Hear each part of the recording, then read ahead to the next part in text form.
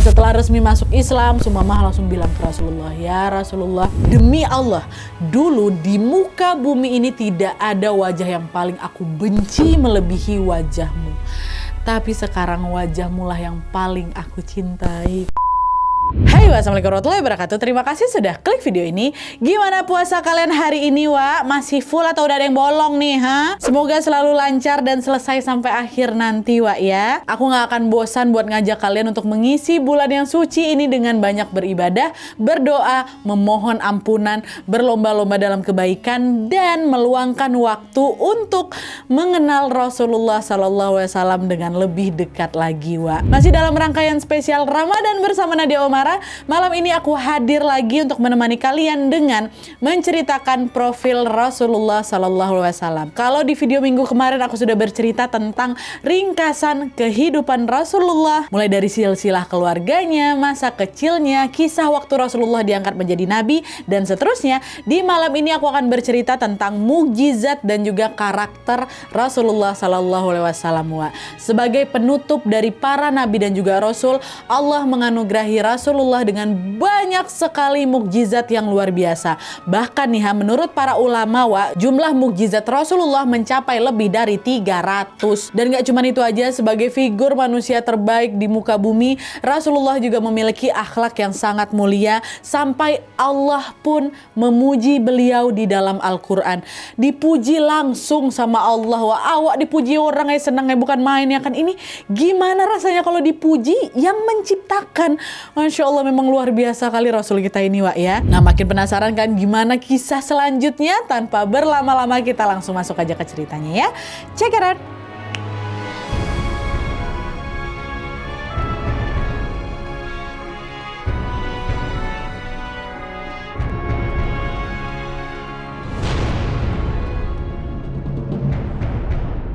Tentunya sebagai umat Rasulullah, kita harus yakin bahwa Rasulullah adalah utusan Allah. Untuk membuktikan kalau beliau ini memang betul-betul utusan Allah, Allah pun menganugerahi beliau dengan mukjizat-mukjizat. Nah, mukjizat ini bisa diartikan sebagai sesuatu di luar jangkauan manusia biasa. Itu artinya mukjizat ini merupakan hal-hal besar yang tidak bisa dilakukan oleh orang biasa. Cuma Nabi dan Rasul lah yang bisa melakukan hal itu. Nah, setiap Nabi dan Rasul, punya mukjizatnya yang berbeda-beda sesuai dengan kondisi kaumnya. Contoh, Nabi Musa alaihissalam berhadapan sama Fir'aun yang dipercaya kali sama sihir dan penyihir. Maka Allah pun ngasih mukjizat ke Nabi Musa berupa tongkatnya yang bisa berubah menjadi ular. Untuk apa? Untuk menghancurkan sihir dari Fir'aun.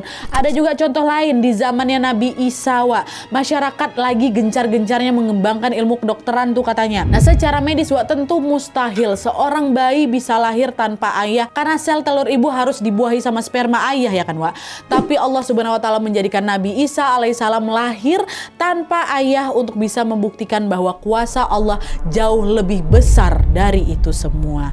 Nah, itu tadi ada dua contoh mukjizat dari nabi terdahulu yang oleh Allah Subhanahu wa taala memang sengaja disesuaikan dengan kondisi umat masing-masing. Tapi apa yang terjadi sama Rasulullah agak berbeda, karena beliau ini adalah rasul terakhir atau penutup para nabi dan rasul, maka masalah yang Rasulullah hadapi jauh lebih banyak lagi, jauh lebih kompleks lagi dari para nabi-nabi sebelumnya. Bahkan hampir semua masalah di zaman nabi-nabi terdahulu juga ada nih di zaman Rasulullah. Itulah kenapa Allah pun memberikan mukjizat yang jauh lebih dahsyat ke Rasulullah SAW. Nah, seperti juga yang kita tahu, salah satu mukjizat Rasulullah yang paling masyhur adalah turunnya Al-Quran, yaitu kitabnya umat Islam yang isinya selalu terjaga, murni, gak pernah berubah, dan tetap abadi meskipun Rasulullah sudah lama wafat.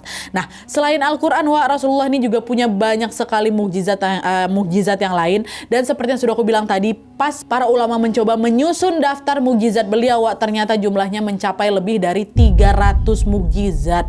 Tentu aku juga gak bakal cukup lah kalau aku ceritakan semuanya di sini, ya kan. Jadi aku akan coba merangkum dari beberapa mukjizat saja, ya. Kita mulai. Yang pertama, racun di paha kambing, Wak. Nah, jadi ceritanya pada tahun 7 Hijriah, Wak, pasukan muslimin berhasil menang dari pasukan Yahudi dalam perang Khaybar namanya. Nah, pada waktu itu kaum Yahudi menolak masuk Islam, Wak. Mereka lebih memilih untuk menjadi budak dan juga tawanan perang dibanding harus masuk Islam. Lalu di satu momen mereka bilanglah ke Rasulullah, "Ya Muhammad, kami mengaku kalah dan sebagai bentuk ketundukan kami padamu, maka kami akan memberikan kamu makanan untukmu dan juga untuk pasukanmu," kata Yahudi. Nah, pas kaum Yahudi lagi masak nih, Wak, ada satu perempuan yang disuruh sama petinggi-petinggi Yahudi buat ngeracun makanannya Rasul. Mereka tahu, Wak, kalau Rasulullah ini suka kali memang sama paha kambing. Nah, jadilah paha kambing itu dikasih racun sama mereka. Nah, lalu setelah semua masakan itu matang, Wak, mereka pun menghidangkanlah makanan itu di hadapan para sahabat. Dan paha kambing yang udah diracun tadi, Wak, langsung dikasih nih ke Rasulullah. Rasulullah ambil, sempat tuh Rasul makan sedikit potongan dari paha kambing itu. Nah, di saat yang sama sahabat-sahabat juga udah mulai makan nih. Tapi tiba-tiba setelah Rasulullah makan sedikit, Rasulullah bilang, "Tahan tangan kalian, jangan dimakan," kata Rasul kayak gitu. Heranlah para sahabat ya kan. Nah, lalu nggak lama kemudian Rasul bilang lagi, "Panggil semua petinggi dan pemimpin Yahudi di Khaybar ini," kata Rasulullah. Pas semua petinggi sama pemimpin Yahudi itu datang, Wak, tentu di sini Rasulullah mau tanya ke mereka kan soal racun ini. Tapi Rasulullah tahu kalau kaum Yahudi ini suka bohong, Wak. Alhasil sebelum menanyakan pertanyaan utama tadi soal racun tadi, Rasulullah pun menjebak mereka dengan pertanyaan yang lain. Rasulullah bilang kayak gini, "Wahai Yahudi, apakah kalian akan jujur kalau aku bertanya sesuatu?" kata Rasul. "Ya, tentu kami akan jujur." "Baik." Pertanyaan pertama, "Siapa nama kakek kalian?" kata Rasul. Nah, sedikit tambahan informasi, Wak. Kakeknya kaum Yahudi yang dulu jadi pemimpin mereka ini adalah seseorang yang punya fisik kecil dan juga terkenal pengecut, Wak. Nah, orang-orang Yahudi atau penerus-penerus mereka ini malu, nggak mau ngakuin kalau si orang ini adalah kakek mereka lah gitu. Akhirnya mereka pun mencari orang lain yang fisiknya lebih bagus dan juga lebih pemberani untuk diakui sebagai kakek mereka. Jadi di sini orang Yahudi ini mau macam mengubah jalur nasab mereka tuh loh, Wak. Nggak mau diakuinya si orang pertama nih, yang kecil pengecut itu. Dan pas dengar pertanyaan Rasul kayak tadi kan, dengan pedenya mereka jawab, "Kakek kami Fulan bin Fulan." Ini si orang bagus tadi itulah. Nah, di sisi lain Rasulullah tahu siapa kakek mereka yang sebenarnya, Wak. Pasti Rasulullah tahu. Rasulullah bilang, "Kalian sudah berbohong. Kakek kalian yang sebenarnya adalah Fulan bin Fulan." Orang yang kecil pengecut loh. Rasulullah bilang kayak gitu. Nah, di pertanyaan pertama ini, Wak, mereka kan udah ketahuan bohong kan. Karena malu, ya udah mereka cuma diam aja tuh waktu Rasulullah ngomong kayak gitu. Nggak berhenti di situ, Rasulullah nanya lagi, "Wahai Yahudi, apakah kalian akan jujur kalau aku bertanya sesuatu?" "Ya, kami akan jujur Muhammad," kata mereka. "Baik, siapa penghuni neraka?" Pertanyaan Rasul yang kedua. Yahudi menjawab, "Kami masuk duluan, lalu akan digantikan oleh kalian kaum muslimin," katanya. "Kalian berbohong lagi. Ketahuilah bahwa kami kaum muslimin tidak akan pernah menggantikan kalian di neraka," kata Rasulullah. Jawab kayak gitu. Udah 2 pertanyaan bohong terus nih ya. Lanjut lagi sama Rasul, dikasih pertanyaan ketiga. Rasul bilang, "Wahai Yahudi, apakah kalian akan jujur kalau aku bertanya sesuatu?" Dijawab lagi sama Yahudi, "Iya, kami akan jujur." Langsunglah dikasih pertanyaan utama, "Apakah kalian meletakkan racun di makanan ini?" kata Rasulullah. Nah, karena di 2 pertanyaan sebelumnya itu tadi mereka udah bohong, Wak. Di pertanyaan ketiga mereka malu kalau mau bohong lagi. Akhirnya sekarang mereka bilang jujur, "Iya, kami sudah memberikan racun di makanan itu," kata mereka. Ngaku mereka. Rasul nanya, "Kenapa?" Mereka jawab, "Kami ingin membuktikan apakah kamu nabi atau bukan. Kalau kamu betulan nabi, pasti kamu tahu di makanan itu ada racunnya. Tapi kalau kamu hanya raja yang mau merebut kekuasaan kami, pasti kamu akan mati karena racun itu." Kata Yahudi rupanya kayak gitu, Wak. Nah, dengar jawaban itu Rasulullah cuma diam aja. Lalu mereka nanya lagi, "Tapi Muhammad, pertanyaannya sekarang kami yang gantian bertanya. Siapa yang sudah memberitahu kamu kalau di makanan ini ada racunnya?" Nah, disitulah mukjizat itu datang, Wak. Rasulullah lalu mengangkat paha kambing yang sempat beliau makan secuil tadi sambil berkata apa? "Yang memberitahuku soal racun itu adalah kambing yang sudah kalian masak ini." Itu kata Rasul. Padahal kambing udah matang, udah dipotong-potong, udah siap makan gitu kan. Tapi atas izin Allah, dia masih bisa ngomong ke Rasulullah kalau dia sudah dikasih racun oleh orang Yahudi. Itu kisahnya, Wak. Aduh, merinding aku, belum apa-apa. Mukjizat kedua adalah membelah bulan. Kisah lain yang gak kalah masyhur tentang mukjizat Rasulullah adalah tentang membelah bulan. Kalian juga pasti pernah dengar ini. Nah jadi ceritanya nih, cerita tentang mukjizat ini, waktu Rasulullah masih tinggal di Mekah, belum hijrah ke Madinah ya. Pada suatu malam beliau ini lagi tawaf di dekat Ka'bah. Nah kebetulan malam itu langit lagi cerah kali dan bulan purnama lagi bersinar terang gitu kan. Nah mumpung lagi bulan purnama, tiba-tiba ada salah seorang Quraisy berteriak manggil Rasulullah, wahai Muhammad, apakah kamu mau kami beriman? Kata dia. Ya tentu, kata Rasul. Apa kau lihat bulan purnama itu? Ya, aku melihatnya, kata Rasulullah lagi. Cepat, belahlah bulan itu untuk kami, kata Quraisy.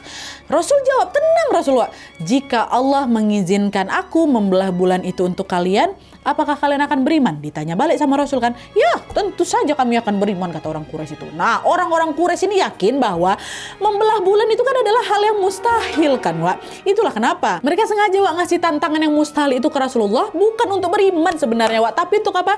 Untuk mempermalukan Rasulullah. Tapi tentu pertolongan Allah itu dekat kali, Wak. Rasulullah pun langsung berdoalah, memohon bantuan Allah, lalu beliau dengan kuasa Allah menunjuk bulan purnama itu dengan jari beliau. Dan apa yang terjadi selanjutnya langsung bikin semua orang-orang tercengang di sana, Wak. Di mana bulan purnama itu tiba-tiba betulan terbelah dua, Wak. Sebelah bulan ini terlihat di atas gunung A dan yang sebelah lagi terlihat di atas gunung B. Jadi bulannya kepisahnya nggak dikit, Wak. Wah, jauh bulan ternampaklah sama orang-orang Quraisy ini kan. Waktu nengok itu, kaum Quraisy itulah tadi tetap nggak mau beriman. Mereka malah nyela Rasulullah. Wah, sungguh sihirnya Muhammad tambah hebat. Dia sudah membuat mata kita ini seolah-olah melihat bulan ini terbelah, padahal mah enggak ini. Untuk membuktikan kalau ini memang betul-betul sihir, besok ayo kita tanya ke orang-orang Quraisy yang sekarang masih berada di luar Mekah ya. Kalau mereka juga melihat bulan itu terbelah, Muhammad, barulah kami percaya ini memang mukjizatmu, kata mereka. Ngeyel. Kan yang nengok di sana kan orang-orang Mekah aja kan. Kita tanya dulu besok. Kalau misalnya besok itu orang nengok terbelah, baru kami mau beriman. Sekarang nih kamu lagi ngesihir mata kami nih. Istilahnya kayak gitulah, Wak. Betul kan? Nah Rasulullah diain aja. Nah betul, keesokan harinya orang-orang Quraisy semua udah standby tuh nunggu sebagian kaum mereka yang memang lagi dagang di luar kota. Kan nanti mereka balik juga kan. Nah lalu pas mereka ngelihat ada satu kafilah Quraisy yang baru saja pulang ke Mekah. Semua kan masuk dari pintu Mekah, Wak.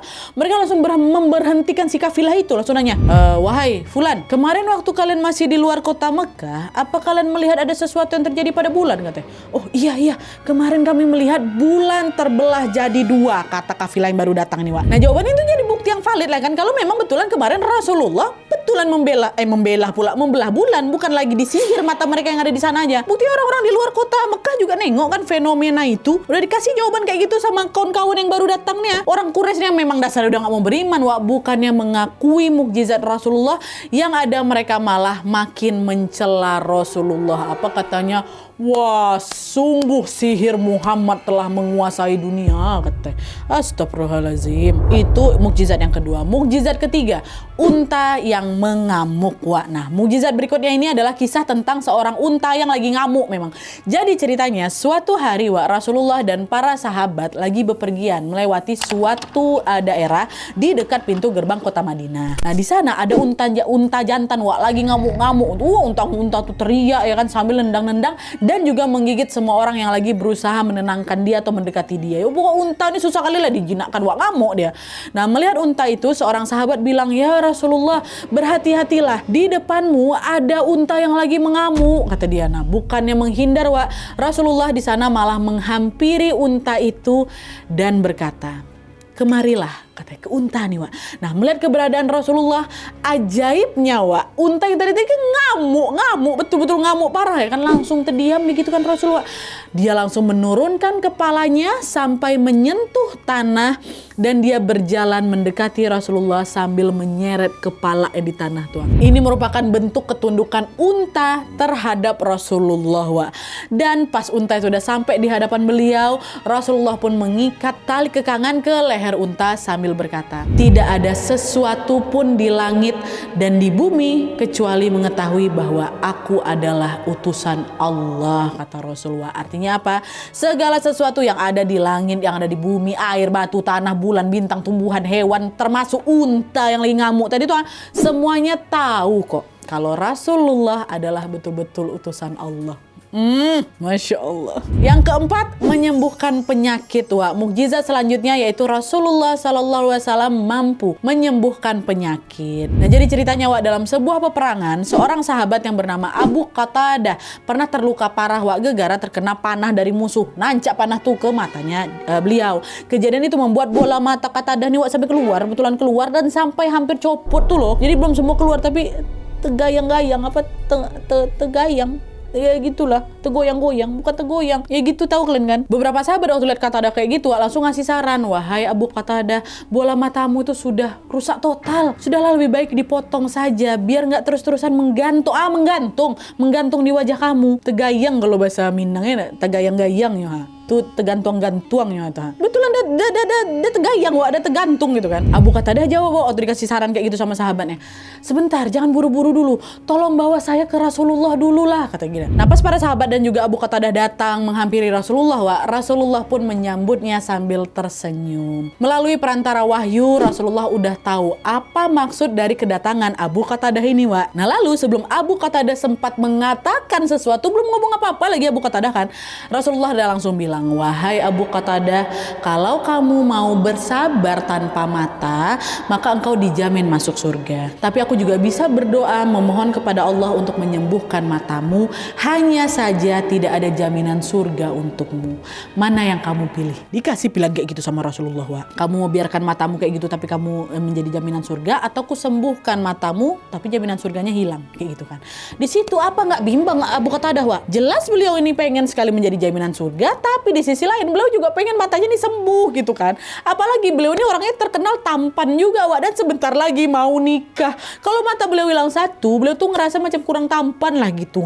Akhirnya Abu Qatadah pun jawab kayak gini, Wak, menjawab pertanyaan Rasulullah kan. Ya Rasulullah, tolong doakan agar mataku sembuh, dan sebagai seorang muslim saya juga tetap menginginkan surga, kata Abu Qatadah. Nah, mendengar jawaban itu Rasulullah kembali tersenyum lagi, Wak. Nah, di situ Rasulullah pun lalu memasukkan bola mata Abu Qatadah ke dalam rongga matanya hanya menggunakan telapak tangan, Wak. Dimasukkan kayak gitu, dan pas Rasulullah mengangkat telapak tangannya lagi atas izin Allah, Wak, mata Qatadah langsung sembuh. Bahkan di situ Abu Qatadah bilang, sungguh saya sampai tidak bisa membedakan mata mana yang tadi rusak, karena sekarang kedua mata saya sudah terang dan utuh kembali. Macam nggak ada tadi kan, biasanya masih ada sakit nggak, yang mana tadi yang rusak kayak gitu, langsung sembuh. Mukjizat kelima adalah kelaparan di perang Khandaq. Wah, ini ada peristiwa juga. Nah, mukjizat terakhir yang akan aku ceritakan ini adalah tentang kisah kelaparan Rasulullah dan para sahabat di perang Khandaq atau perang Parit. Buat kalian yang pengen tahu kisah tentang perang Khandaq lebih detail lagi, Wah, kalian bisa tonton video aku yang ini ya. Oke. Nah, jadi seperti yang mungkin sebagian di antara kalian sudah tahu, strategi perang yang digunakan Rasulullah dalam perang Khandaq adalah dengan membangun parit besar di sekeliling Madinah, Wah. Nah, untuk membangun parit besar itu, Rasulullah dan juga para sahabat pun melakukan penggalian selama berhari-hari. Nah, total ada sekitar 1.000 orang, Wak, 1.000 orang dari kaum muhajirin dan juga kaum ansor yang ikut menggali parit itu.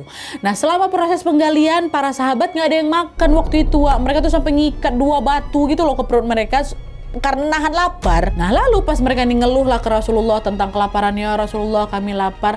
Rasulullah nggak banyak omong. Rasulullah cuma memperlihatkan ke mereka 3 batu yang terikat di perut beliau. Mereka 2 batu kan, Rasulullah 3 batu diikat. Wah, secara nggak langsung di sini Rasulullah bilang kalau aku juga lapar kok. Bahkan lebih lapar dari kalian, kayak gitu loh, Nah, peristiwa ini waktu Rasulullah ngangkat bajunya melihatkan perutnya kayak gitu, peristiwa ini tanpa sengaja dilihat sama sahabat Rasul yang mulia, namanya Jabir. Nah, karena Jabir ini nggak tega ngeliat Rasulullah kelaparan, Wak, beliau baliklah ini izin pulang ke rumah bentar untuk menemui istrinya. Jabir bilang ke istrinya, wahai istriku, sungguh aku sudah melihat sesuatu yang menyedihkan pada diri Rasulullah. Di perut beliau mengikat 3 batu yang menandakan kalau beliau sangat kelaparan. Apa ada sesuatu yang bisa kita hidangkan untuk beliau ya istriku, kata gitu kan. Maksudnya Jabir mau memberikan Rasul makan gitu. Nah, istrinya jawab, kita cuma punya 1 sak gandum dan 1 ekor kambing kecil suamiku. Kalau engkau mau, gandum ini akan aku buat menjadi roti dan aku akan menyembelih kambing kita untuk kujadikan kari. Undanglah Rasulullah ke sini dengan 3 atau 4 orang saja. Jangan permalukan saya karena makanannya memang tidak banyak. Ingat ya suamiku ya, cukup undang Rasulullah dan 3 sampai 4 orang saja, kata istrinya. Gak cukup, takut makanannya kalau buat 1000 orang, Wak. Jadi makanya disuruh sama istri 3 sampai 4 orang lah, sama Rasulullah 5 lah kayak gitu mungkin kan. Nah dah lah tuh, akhirnya singkatnya setelah masakan itu jadi, Wak, Jabir pun kembalilah ke parit untuk mengundang Rasulullah. Nah sesuai dengan pesan istrinya, Jabir hanya meminta Rasulullah untuk mengundang 3 sampai 4 sahabat yang lain aja. Sampaikan sama Jabir. Nah pas Rasulullah tahu kalau istrinya Jabir sudah masak kari dan juga bikin roti gandum, Wak, Rasulullah langsung naiklah ke atas sebuah batu yang tinggi sambil berseru, "Wahai muhajirin, wahai ansor, kalian semua diundang ke rumahnya Jabir," kata Rasulullah. Paniklah Jabir, "Ya Rasulullah, makanannya cuma sedikit, mana cukup itu 1000 orang ya Rasulullah." Rasulullah jawab, "Wahai Jabir, sekarang pulanglah kamu ke rumahmu dan jangan sentuh makanan itu sampai aku tiba," kata Rasulullah. Jabir langsung lari itu ke rumah, panik kan, istriku. Rasulullah sudah mengundang muhajirin dan ansar ke rumah kita, kata Jabir. Istrinya juga ikutan panik. "Wahai suamiku, bukankah sudah aku bilang cuma 3 sampai 4 orang aja, makanannya nggak akan cukup." "Iya, aku sudah sampaikan, tapi Rasulullah sendiri yang mengiklankannya." Baik, adakah Rasulullah berpesan sesuatu, wahai suamiku? "Ada, kata beliau, jangan sentuh makanan itu sampai beliau datang, istriku." "Baiklah, kita turuti saja perintah Rasulullah ya." Udah tuh paniklah berdua kan. Nah selang beberapa lama kemudian, Wak, Rasulullah datang lagi ke rumah Jabir kan, bersama 1000 orang muhajirin dan ansor yang kelaparan semua datang ke rumah Jabir. Dah Rasulullah menyuruh mereka semua tunggu di luar, sementara Rasulullah sendiri yang masuk ke dalam rumah Jabir. Nah di dalam rumahnya Jabir, Wak, Rasulullah pun mendoakan panci yang berisi kari yang sudah matang, dan beliau juga meminta istrinya Jabir untuk memanggil perempuan-perempuan Madinah yang jago membuat roti, Wak. Panggil, kata Rasulullah. Dan singkatnya, setelah para perempuan pembuat roti itu datang, Wak, Rasulullah pun mulai membagi tugas nih, ya kan. Rasulullah bertugas menuangkan kari ke dalam mangkok-mangkok. Istrinya Jabir dan juga perempuan-perempuan pembuat roti bertugas memotong-motong adonan roti gandum, dipotong habis itu dijadiin apa kan. Dan Jabirlah nanti yang bertugas untuk memanaskan potongan adonan di atas api sampai membentuk roti. Jadi Rasulullah yang nyendokkan, pembuat roti yang bikin roti kasih Jabir buat rotinya. Dah setelah selesai membagi tugas, 1000 orang yang lagi nunggu di luar tadi, Wak, diminta masuk ke dalam rumah Jabir secara bergantian per 10 orang. Perintah Rasul kayak gitu. Lalu nanti 10 orang itu disuruh makan sampai kenyang. Boleh nambah kalau masih lapar. Nanti kalau udah kenyang barulah mereka keluar gantian sama yang lain. Kayak gitu. Pokoknya per 10 orang. Pokoknya gantian kayak gitu terus. Gitu terus, Wak, berulang-ulang sampai 1000 orang tadi selesai makan semua, nambah semua, kenyang semua.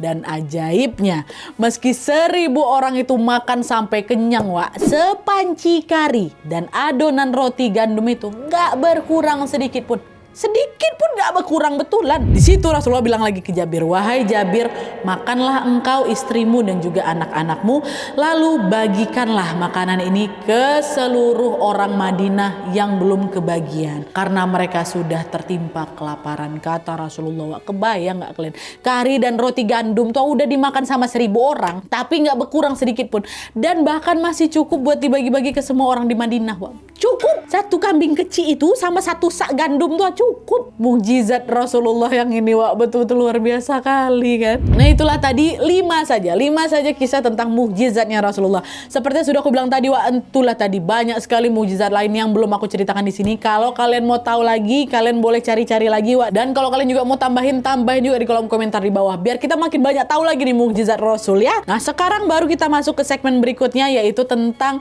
sifat atau karakter Rasulullah Sallallahu Alaihi Wasallam. Masuk.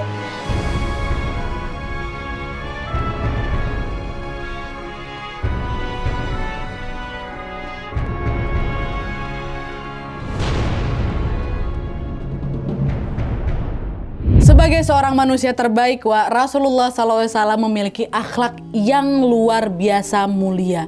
Bahkan saking mulianya, sampai-sampai Allah Subhanahu wa Ta'ala memuji akhlak Rasulullah dalam surat Al-Qalam ayat 4 yang artinya, sesungguhnya engkau Muhammad benar-benar berbudi pekerti yang agung atau luhur. Ini pujian langsung dari Allah loh, yang mana pujian semacam itu enggak ditemukan pada nabi-nabi terdahulu. Jadi cuma Rasulullah aja yang dapat. Tapi bukan berarti akhlak dari nabi terdahulu nggak mulia, ya. Tentu semua nabi berakhlak mulia, tapi akhlaknya Rasulullah bisa dibilang macam udah another level gitu loh, jauh di atas yang lain gitu loh. Nah, selain pujian dari Rasulullah, Aisyah radhiyallahu anha, istri Rasulullah, juga pernah bersaksi tentang betapa mulianya akhlak beliau. Dalam sebuah hadis diceritakan bahwa pada suatu hari para sahabat ini pernah nanya ke Aisyah, "Ya Aisyah, beritahukanlah kepada kami bagaimana akhlak Rasulullah di rumah. Di luar rumah kami sudah lihat sendiri kalau akhlak beliau begitu lembut, begitu santun, dermawan dan juga pemberani. Tapi kami nggak tahu bagaimana akhlak beliau pada saat di rumah." Kata sahabat, bukan tanpa alasan juga kenapa para sahabat ini tiba-tiba nanya kayak gitu. Karena kenyataannya ada banyak orang yang perilakunya di luar rumah sama di dalam rumah itu kan beda. Kalau di luar mereka bersikap baik kali lah, itu buat jaga image lah kan, giliran di rumah baru tuh kelihatan aslinya kayak gimana. Nah, para sahabat sebenarnya yakin kalau akhlak Rasulullah di rumah itu juga pasti baik, tapi mereka tuh nggak pernah melihat secara langsung gitu loh. Mereka pun pengen memastikan hal itu ke Aisyah, karena Aisyah lah yang bisa melihat langsung gimana akhlaknya Rasulullah selama di rumah. Itu maksudnya, dalah tuh kan. Nah, singkatnya Aisyah pun menjawab, akhlaknya Rasulullah Sallallahu Alaihi Wasallam adalah Al-Quran. Kata Aisyah, artinya saking mulianya akhlak Rasulullah sampai-sampai beliau ini diibaratkan seperti Al-Quran yang berjalan di muka bumi. Semua pesan-pesan mulia yang tertulis di dalam Al-Quran tuh ada pada diri beliau gitu. Saking mulianya akhlak beliau tuh loh, Nah, makin penasaran lagi kalian kan, emang kayak gimana sih akhlaknya Rasulullah? Ini aku coba rangkum dari beberapa karakter beliau aja di sini, ya. Yang pertama, dermawan. Karakter pertama beliau adalah dermawan, Dalam hal kedermawanan, para sahabat bersaksi bahwa tangan Rasulullah ini, lebih cepat dalam bersedekah dibanding angin yang berembus. Saking cepatnya. Bahkan para sahabat juga ada yang bilang kalau Rasulullah tuh tidak pernah sekalipun menolak permintaan tolong dari siapapun. Salah satu bukti sifat kedermawanan beliau, adalah kisah yang akan aku ceritakan ini. Jadi dalam salah satu hadis, diriwayatkan bahwa dulu Rasulullah ini pernah dikasih berkeranjang-keranjang kurma, oleh para sahabat. Banyak kali lah itu kurmanya, berkeranjang-keranjang. Tapi sebelum Rasulullah memakan kurma itu, beliau lebih dulu membagikan kurma-kurma itu ke orang lain yang lebih membutuhkan, which is kepada para fakir miskin yang mendatangi beliau untuk meminta tolong. Dan Rasulullah pun membagikanlah kurma-kurma itu dengan senang hati, Tapi karena fakir miskin yang mendatangi ke rumah beliau itu jumlahnya terlalu banyak, kurma yang dikasih sahabat itu habis sampai Rasulullah pun gak dapat. Nah, di momen itu datang lagi satu orang fakir miskin yang belum kebagian kurma. Rasulullah sedih kali lah gitu kan, gara-gara gak bisa bantu orang ini. Kurma habis. Nah, melihat Rasulullah bersedih, Umar bin Khattab pun mendekati beliau. Umar bilang, "Ya Rasulullah, Allah tidak membebani engkau dengan hal-hal di luar kemampuanmu. Sungguh engkau sudah membantu semua orang ya Rasul. Kalau memang sudah tidak ada lagi yang bisa diberi, bilang saja tidak ada ya Rasul," kata Umar. Nah, Rasulullah tahu kalau ucapan Umar tadi adalah hal untuk bisa menghiburnya gitu. Tapi Rasulullah masih sedih gitu, nggak bisa ngasih sang fakir ini. Akhirnya di situ Ali bin Abi Thalib datang lagi. "Ya Rasulullah, saya masih punya 3 dirham. Silakan berilah uang ini kepada siapapun yang engkau mau," kata Ali. Nah, pas menerima uang dari Ali, di situ wajah Rasulullah langsung sumringah gitu, langsung bahagia gitu. Beliau pun akhirnya menyerahkan uang 3 dirham itu ke orang fakir miskin tadi sambil berkata, "Beginilah aku diperintahkan," kata Rasulullah. Maksud ucapan Rasulullah adalah kita semua diperintahkan untuk saling membantu dan juga ringan tangan dalam memberi. Mungkin juga kita pernah nih ngerasa macam berat kali nolongin seseorang kan, gara-gara kita nengok orang itu fisiknya masih mampu kok kayak gitu. Padahal Rasulullah itu mengajarkan bahwa tugas kita itu cukup memberi, bukan menilai. Kalau ternyata mereka ini terlihat masih mampu dan malah minta tolong, setidaknya dengan nolongin mereka, posisi kita yang memberi ini lebih mulia daripada mereka. Paham ya? Karena tangan di atas lebih mulia daripada tangan di bawah. Itu. Makanya Rasulullah bilang, beginilah aku diperintahkan. Aduh, merinding aku. Ya Allah, Masya Allah. Itu yang pertama, dermawan. Yang kedua, pemberani. Nah, karakter selanjutnya atau karakter berikutnya yang juga menonjol dalam diri Rasulullah adalah pemberani ini, Wak. Dalam banyak sekali kisah peperangan, kita ini sering sekali melihat para pemimpin pasukan ini kan justru berada di barisan paling belakang kan, dilindungi oleh banyak kali pengawal dan pasukan ya kan. Tapi hal semacam itu tidak berlaku dalam sejarah peperangan Islam, Wak. Rasulullah SAW sebagai pemimpin pasukan selalu ikut terjun langsung ke medan perang. Rasulullah nggak takut dengan musuh karena beliau ini punya banyak sekali keahlian. Beliau ahli pedang, ahli gulat, memanah, berkuda dan lain-lain. Beliau ahlinya. Rasulullah memang sekuat itu, Wak. Bahkan kata Ali bin Abi Thalib pernah bilang kayak gini, setiap kami sedang di kancah peperangan dan musuh lagi pesat-pesatnya menyerang, kami semua akan berlindung di belakang Rasulullah. Nah, salah satu aja kisah peperangan yang menceritakan tentang betapa pemberaninya Rasulullah adalah kisah di perang Uhud. Ini salah satu ya.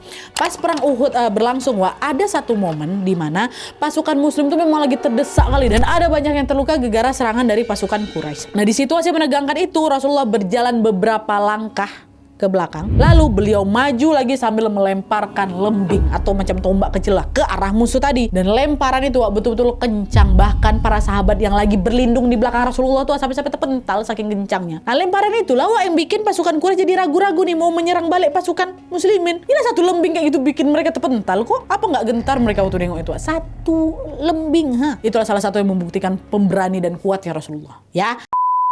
Terus yang ketiga, aduh Masya Allah, aku suka kali kisah ini. Lembut dan penuh kasih. Karakter selanjutnya yaitu lembut dan penuh kasih, Pak ya. Di sepanjang hidupnya Rasulullah SAW selalu bersikap lembut dan penuh kasih pada siapapun, termasuk ke mereka-mereka yang berbeda keyakinan dengan beliau. Sifat Rasulullah yang lembut ini juga sering jadi jalan datangnya hidayah bagi seseorang. Nah, salah satunya yaitu seorang pendeta yang kisahnya akan aku ceritakan hari ini. Nah, jadi, Wak, ceritanya Rasulullah ini pernah punya hutang kurma ya ke seorang pendeta Yahudi. Nah, hutang ini akan dibayarkan sesuai tanggal jatuh tempo yang memang sudah disepakati berdua. Tapi belum sampai ke jatuh tempo ini, Wak, ternyata pendeta ini udah datang duluan buat nagih ke Rasulullah. Nah, pas pendeta ini datang, Wak, Rasulullah ini lagi duduk di masjid dan sedang ceramah ke para sahabat. Nah, pendeta itu tiba-tiba masuk, Wak, tiba-tiba datang, langsung ditariknya pakaian Rasulullah sampai bikin Rasulullah kecekek. Bayangkan sama kali digitukan ya Rasulullah. Nah, ngeliat kejadian itu, para sahabat itu ya marah semua kan, apalagi Umar. Umar udah siap-siap pedang disodorkannya nih. Umar tuh cuma nunggu aba-aba Rasulullah aja, Wak. Kalau Rasulullah udah ngasih perintah nih, udah dipastikan pendeta itu mati di tangan Umar. Oh, Umar udah siap-siap tuh, marah lah mereka. Rasulullah dicekek, Wak. Tapi bukannya ngasih aba-aba untuk menghabisi pendeta ini ke Umar, Wak, Rasulullah malah diam bersiap. Tenang kali Rasulullah, ini gitu kan tuh, nggak ada sama sekali kelihatan emosinya. Lalu di situ Rasulullah balik badan, menghadap ke pendeta itu dan berkata padanya dengan tutur kata yang lembut, "Ada apa wahai Yahudi?" kata Rasulullah. Dengan kasar orang Yahudi ini bilang, "Muhammad, cepat bayar hutangmu. Aku tahu orang Quraisy itu suka nunda-nunda bayar hutang," kata dia gitu. "Bukankah belum tiba waktunya?" kata Rasulullah. "Memang belum sampai jatuh tempo, Wak." "Iya, aku tahu, tapi aku mau kau bayar sekarang," kata dia. Ini masih Rasulullah tercekik nih, Wak ya. Rasulullah cuma noleh ke arah Umar dan bilang, "Wahai Umar, tolong pergilah ke Baitul Mal dan ambil 20 sak kurma. Itu hutangku. Dan tolong bayarkan pada pendeta ini. Setelah itu kamu ambil 20 sak kurma lagi dan berikanlah kepadanya." Heranlah Umar, Wak. "Ya Rasulullah, 20 sak yang pertama kan itu adalah hutang Anda. Lalu 20 sak yang kedua untuk apa?" "Itu hukuman karena tadi engkau sudah menakut-nakutinya dengan pedangmu." Padahal tadi pendeta itu kan lagi narik bajunya Rasul kan, Wak, tapi ini malah Umar yang ditegur. Umar disuruh ganti 20 sak kurma juga karena perintah Rasulullah ya kan. Nah, Umar pun berjalan lah, Wak, ke Baitul Mal sama si pendeta tadi. Jadi mereka berjalan berdua nih, Wak, ke Baitul Mal. Rasulullah nggak ikut, berdua aja. Nah, sesampainya di Baitul Mal, Umar pun langsung menyerahkan 20 sak kurma pertama, sejumlah hutangnya Rasulullah. Lalu beliau juga menyiapkan lagi 20 sak kurma yang kedua sesuai sama perintahnya Rasulullah, gara-gara Umar tadi sudah menakut-nakutinnya pakai pedang. Nah, pas Umar lagi ngasih 20 sak yang kedua ini, tiba-tiba pendeta itu nolak. "Oh, tidak usah wahai Umar, tidak usah. Yang ini saya tidak perlu," katanya. Di situ sebetulnya Umar udah kesal kali, Wak, sama pendeta ini. Umar bilang, "Ini bukan urusanmu, ini perintah Rasulullah," kata Umar kayak gitu. Sebentar wahai Umar, bolehkah saya bicara sebentar?" kata pendeta. "Ya, Silakan, kata Umar. Umar udah kesal kali kan, Wak. Apakah kau tahu siapa saya? Ditanya kayak gitu, makin kesal Umar. Saya nggak mau tahu kamu tuh siapa ya, kata Umar kayak gitu. Baik, ketahuilah, saya ini pendeta Fulan bin Fulan. Disebutlah nama sang pendeta ini kan, Wak. Nah, pas dengar namanya, Umar di situ terkejut. Kenapa? Karena nama yang disebut ini adalah nama seorang pendeta yang sangat masyhur di sana, Wak. Tapi karena pada zaman itu kan nggak ada kamera, nggak ada foto kan, jadi Umar nggak tahu nih gimana wajah si pendeta yang masyhur ini. Yang tahu cuma namanya aja. Umar nanya kan, betul kok pendeta masyhur itu? Katanya, ya betul. Wahai Fulan, aku mengenal betul namamu dan harusnya kau juga tahu siapa Rasulullah. Kenapa kau memperlakukan Rasulullah tidak sopan kayak tadi? Kata Umar kayak gitu.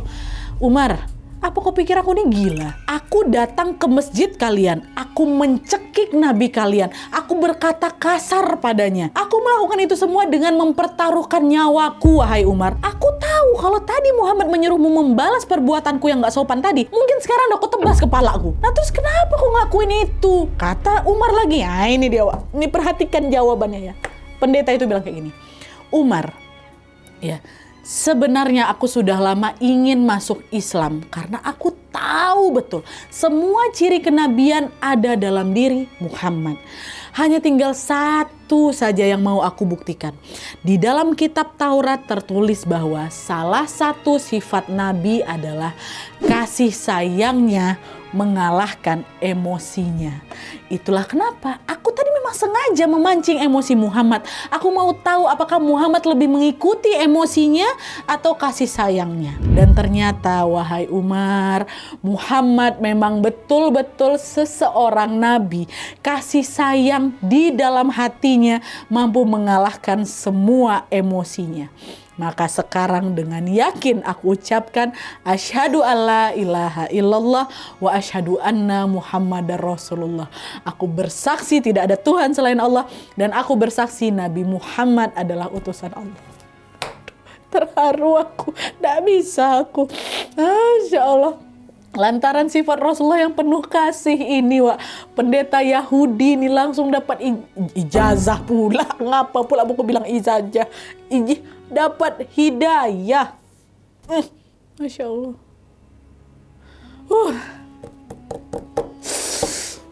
Insya Allah. Sifat keempat adalah pemaaf. Kisah terakhir yang akan aku ceritakan ini adalah karakternya Rasulullah yang sangat-sangat pemaaf, Wak. Dikisahkan di tahun ke-6 Hijriah, Rasulullah ini berencana mau memperluas lagi wilayah dakwahnya, Wak. Beliau lalu menulislah surat ke raja-raja Arab dan sekitarnya untuk menyampaikan rencana dakwahnya itu. Nah, salah satu raja yang beliau kirimi surat adalah Sumamah bin Usal. Nah, Sumamah ini adalah pemimpin Bani Hanifah yang juga merupakan salah satu tokoh pembesar Arab pada zaman jahiliyah, Wak, ya. Nah, pas Raja Sumamah ini melihat surat dari Rasulullah, Wak, dia langsung nolak mentah-mentah tuh. Langsung ditolak dengan angkuh kali lah. Bahkan dia sampai menutup kedua telinganya rapat-rapat karena dia nggak mau tahu dan nggak mau dengar sedikit pun dakwahnya Rasulullah. Gitu-gitu. Sumamah ini pokoknya benci kali sama Rasulullah. Dia juga pernah nyiksa sahabat-sahabat juga loh. Dan bahkan dia ini juga berencana mau menghabisi nyawanya Rasulullah. Saking dia gak suka kali sama Rasulullah kan. Nah, di sisi lain Rasulullah sebenarnya tahu soal kebencian Sumamah terhadap dirinya, Wak. Tapi beliau gak pernah mau membalas. Gak pernah. Sampai akhirnya pada suatu hari pas Sumamah mau pergi ke Mekah, tanpa sengaja dia papasan, Wak, sama pasukan muslimin yang lagi patroli memang. Di situ Sumamah ketangkap ya kan, dan dibawalah ke masjid di tempat daerahnya Rasulullah. Oke, Wak, sebelum melanjutkan ceritanya aku mau nambahin sedikit informasi yang tertinggal tentang kenapa Sumamah ini bisa ketangkap waktu patroli, Wak, ya. Nah, jadi ceritanya pada saat itu kaum muslimin ini baru saja menghadapi perang Ahzab, Wak, atau perang Khandak, perang antara kaum muslim dengan pasukan gabungan musuh dari berbagai suku. Salah satu yang paling besar suku Quraisy, Wak. Nah, setelah perang itu berakhir, Rasulullah ingin membersihkan Mekah, Wak, dari musuh-musuh yang kemarin tergabung dalam pasukan Ahzab tulah. Dan salah satu suku yang paling diincar oleh kaum muslimin adalah suku Bakr yang merupakan bagian dari kabilahnya Quraisy. Nah, dah tuh Rasulullah pun mengirimlah beberapa sahabat untuk berpatroli di wilayah suku Bakr itu, Wak. Tapi ternyata saat itu orang-orang suku Bakr ini banyak yang udah kabur gara-gara mereka tahu kalau pasukan muslim akan datang ke sana.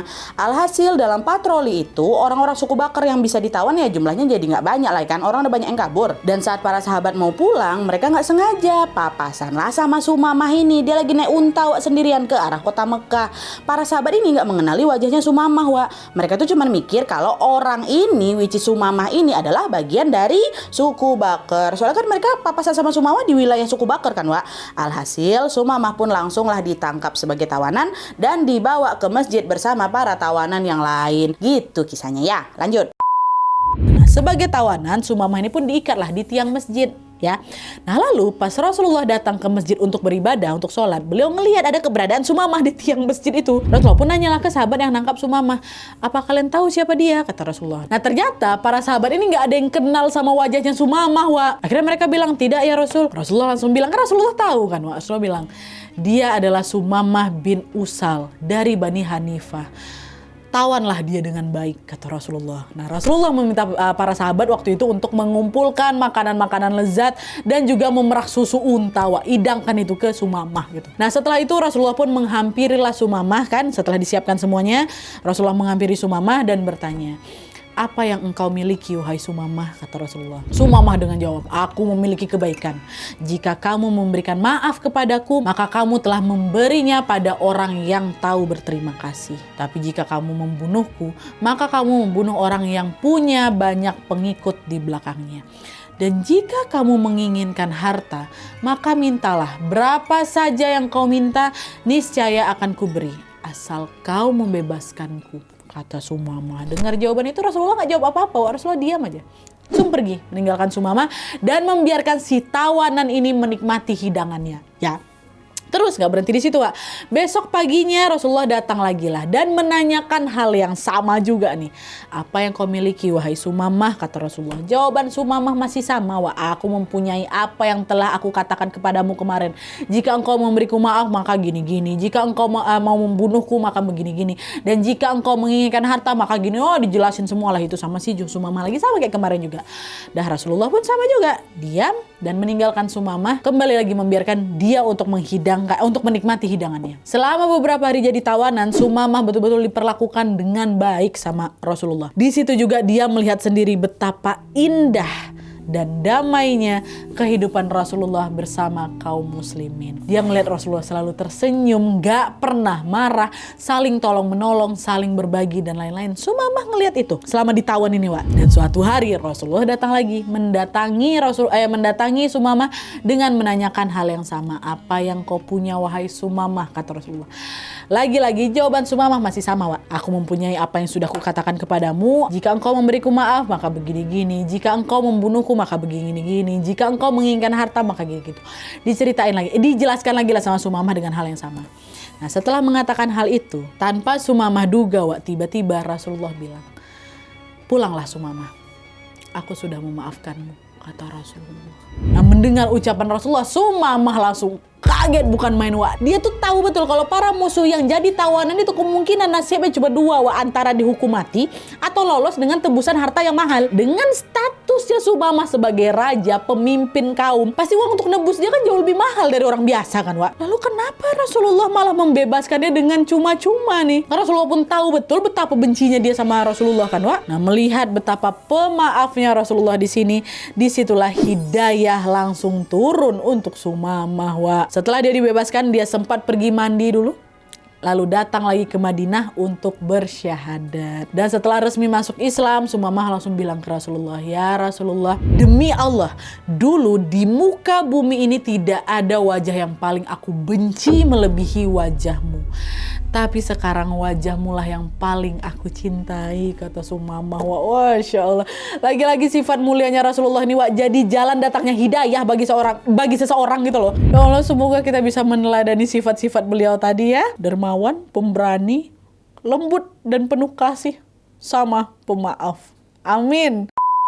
Oke Wak, jadi itu tadi sedikit kisah tentang mukjizat dan juga karakternya Rasulullah. Di bagian mukjizat tadi aku sudah cerita tentang kambing yang dikasih racun oleh kaum Yahudi, unta yang tunduk sama Rasulullah, kisah bulan terbelah, kisah Rasulullah menyembuhkan mata sahabat yang hampir copot gegara perang ya kan, sampai ke kisah tentang keajaiban di rumah Jabir sewaktu sedang kelaparan di perang Khandak. Lalu juga di bagian karakter Rasulullah, Wak, aku sudah sedikit bercerita tentang betapa beliau sangat dermawan, pemberani, penuh kasih sayang dan juga pemaaf. Merinding terharu ya kan setiap nyimak kisah beliau nih, Wak, Masya Allah. Rasanya video ini macam udah panjang kali kan, iya kan? Lihat durasinya panjang ini, tapi masih banyak loh kisah beliau yang nggak aku sampaikan di sini, Wak. Untuk mempelajari kisah Rasulullah, Wak, nggak bisa bentar. Tapi ajaibnya, mau sepanjang apapun itu, kisah Rasulullah nggak pernah membosankan untuk disimak. Aku yakin betul, kalau kalian masih penasaran juga kan sama kisah-kisah beliau yang lainnya, tenang aja, Wak. Di minggu berikutnya aku masih akan menemani kalian dengan menceritakan kisah Rasulullah yang lain. Kita akan mengulik lagi lebih dalam tentang sifat-sifat Rasulullah yang semoga dapat kita teladani di kehidupan kita sehari-hari. Jadi tetap stay tune ya. Sampai ketemu di video selanjutnya. Oke. Wah, jadi sekian dulu videonya. Terima kasih banyak yang sudah menonton. Kalau kalian suka video ini, klik like-nya. Jangan lupa komen di bawah untuk ide dan saran-saran untuk video selanjutnya. Jangan lupa nyalain notifikasinya supaya kalian tahu kalau aku upload video baru. And as always, jangan lupa untuk klik tombol subscribe supaya kalian sama-sama tahu informasi menarik dan menegangkan dari channel aku. See you next video. Bye.